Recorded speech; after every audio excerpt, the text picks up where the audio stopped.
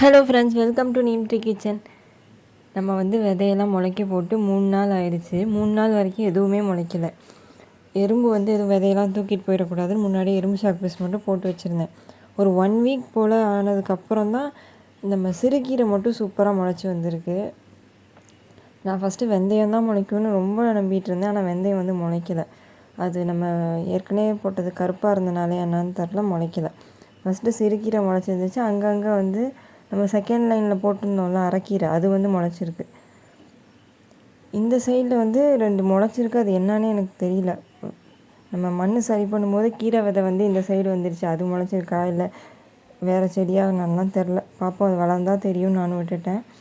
இங்கே பாருங்கள், குட்டியாக இங்கே ஒரு அரைக்கீரை வந்திருக்கு. தண்ணி ஊற்றி காட்டுற பாருங்கள், அப்போ தான் தெரியும். இது அரைக்கீரை தான் நினைக்கிறேன். அரைக்கீரை போட்ட இடத்துல முளைச்சிருக்கு. பார்ப்போம் என்ன. இதே மாதிரி டெய்லி அப்டேட்ஸ்க்கு நம்ம சேனலை ஃபாலோ பண்ணிக்கோங்க.